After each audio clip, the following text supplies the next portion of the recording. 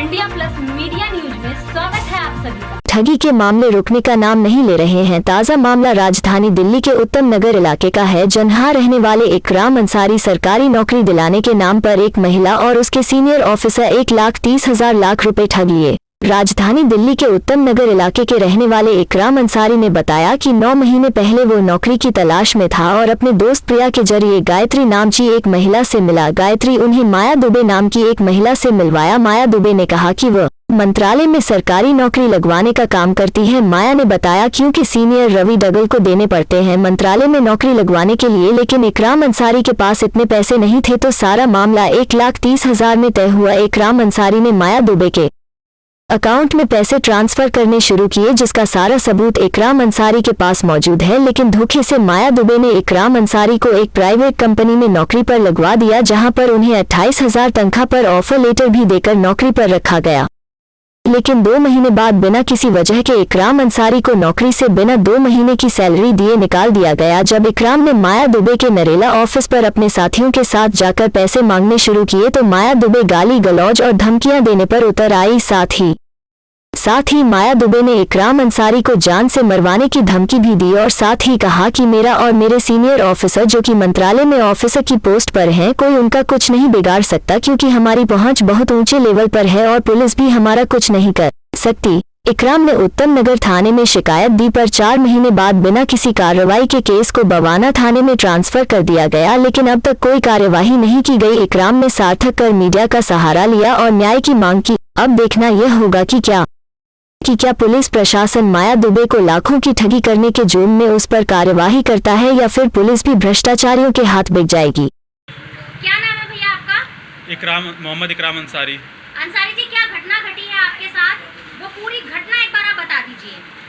Ma'am, ऐसा है कि मैं पहले कोविड से सिचुएशन से पहले जॉब करता था एयरलाइंस टिकटिंग में, जो कि यूएस मार्केटिंग बेस है कंपनी। लेकिन कोविड की वजह से मेरी जॉब चली गई और उसके बाद मैं बहुत हताश निराश परेशान था और मैं जॉब की तलाश में था।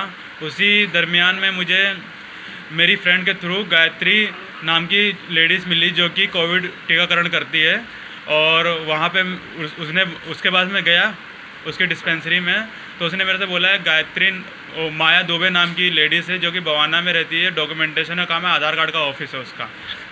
तो वो जॉब लगाती है और उसके जो रजिस्ट्रेशन फ़ीस होती है, जो उसकी फ़ीसेस हैं, वो आपको बस देनी पड़ेगी। बाकी वो जॉब सरकारी और मंत्रालय में जॉब लगा देती हैं।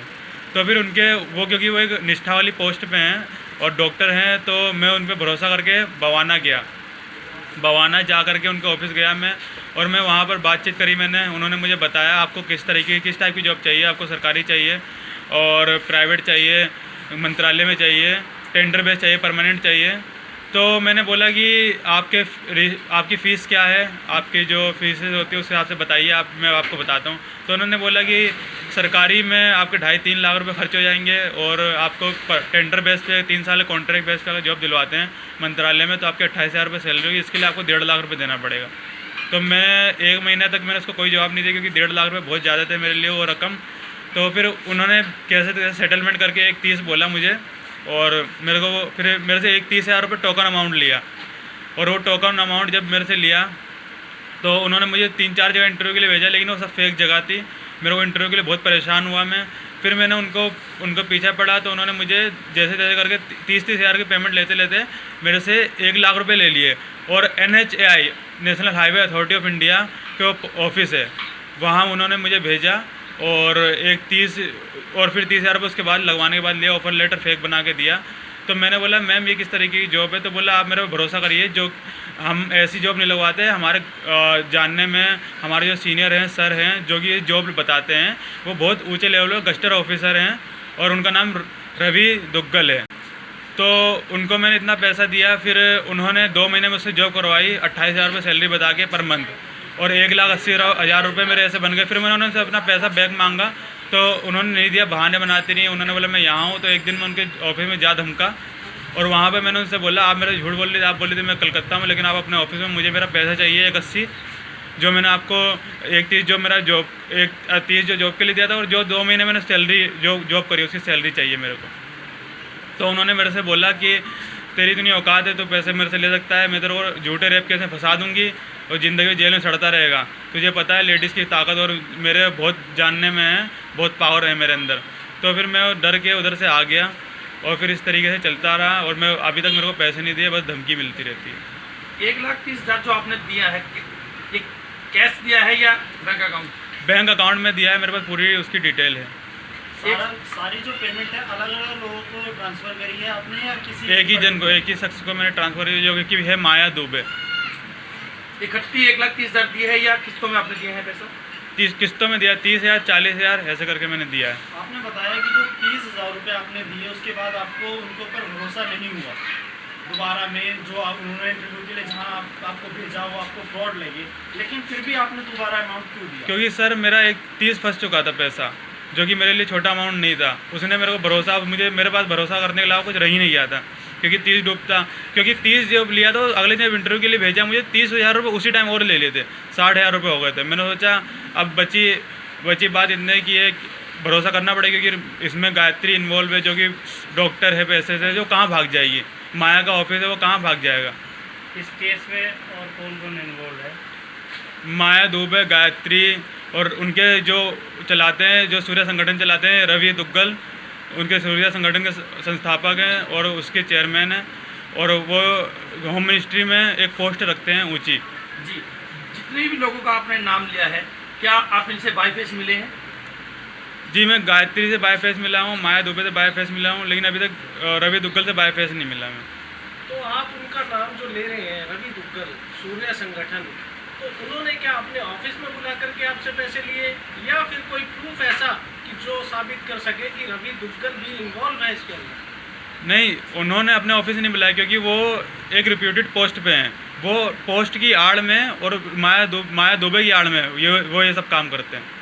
तो फोन पे बात हुई आपकी? नहीं, मेरी फ़ोन में बात नहीं, सिर्फ माया दुबे ने मेरे को टिप दी थी, बताया था उन्होंने कि रवि दुग्गल जो कि मंत्रालय में गस्टेड ऑफिसर हैं, तो फिर तभी उसका मुझे पता है कि रवि दुग्गल इन्वॉल्व है।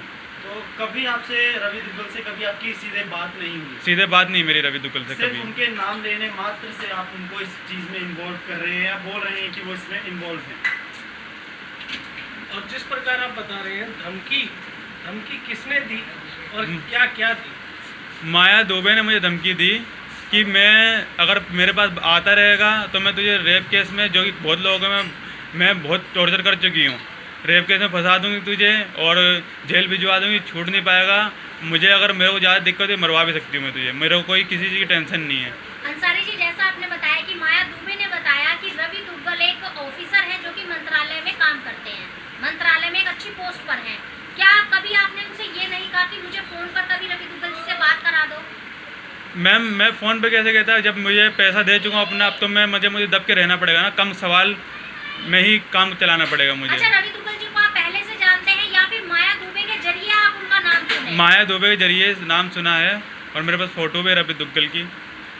माया दुबे जी ने जब आपको रेप केस में फंसाने की धमकी दी, तो क्या इसके पश्चात आपने पुलिस कार्रवाई की, उनके खिलाफ कोई रिपोर्ट दर्ज कराई? पुलिस में मैंने रिपोर्ट दर्ज करवाई, उत्तम नगर थाने में मैंने रिपोर्ट दर्ज करवाई। मैंने बोला कि मेरे से ठगी हुई है, ठीक है, तो फिर उन्होंने मेरी कंप्लेन को 4 महीने फ्रिज रखा, कोई कार्रवाई नहीं हुई। उसके 4 महीने बाद उन्होंने बोला कि ये केस यहाँ का नहीं है, बवाना का है। तो मैंने ऑफिसर से कहा आप 4 महीने बाद इतनी रिप्यूटेड पोस्ट पे होने के बाद आप आइडेंटिफाई कर पाए हैं कि ये केस बवाना का है, लेकिन अब वो ऑफिसर है, मैं एक आम नागरिक हूँ, अब आप समझ सकते हैं। उत्तम नगर थाने में क्यों केस दर्ज कराया जबकि आप रहते रोहिणी में?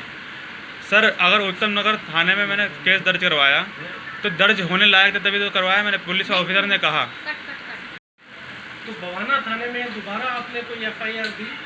अभी 2-3 दिन पहले मेरे पास फ़ोन आया है कि आपकी कंप्लेंट यहाँ ट्रांसफ़र हुई है, मतलब 4 महीने वहाँ मैंने टाइम इस पर मेरा लगा ख़राब हुआ और 2 महीने बाद 3 महीने बाद वहाँ से फ़ोन आया बवाना से। मैं हताश निराश था, मैं क्या कर सकता हूँ। तो बवाना पुलिस द्वारा अभी तक कोई कार्रवाई की गई है? उन्होंने सिर्फ दिलासा दिया अभी तक मुझे कि कार्रवाई करेंगे, लेकिन मुझे नहीं लगता कोई कार्रवाई होगी। ऐसा क्यों कहा आपने कि आपको नहीं लगता कि कोई कार्रवाई होगी? क्योंकि मैम वो जो माया दुबे उसके ऊपर बहुत बड़े बड़े लोगों का हाथ है, जो कि मैं आपको नाम बता रहा हूँ, रवि दुग्गल जैसे संगठन जो एक बहुत बड़ा संगठन चलाते हैं, यूनियन चलाते हैं, उनका हाथ है। तो वो मतलब, और मुझे कोई नहीं जानता, तो और 4 महीने उत्तम नगर थाने में जब कंप्लेंट की रही तो मैं क्या उम्मीद लगाऊं। अभी आप चीज़ को लेकर अंत में क्या कहना चाहेंगे?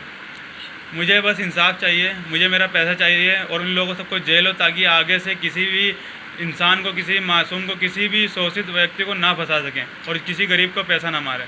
आप कितने पढ़े हुए हैं? मैं ग्रेजुएट हूँ। हाँ, ग्रेजुएट होने के पश्चात भी देश के अंदर ठगी का जो मामला है लगातार आते रहते हैं, न्यूज़पेपर में, टीवी में, समाचारों में आप देखते रहते हैं।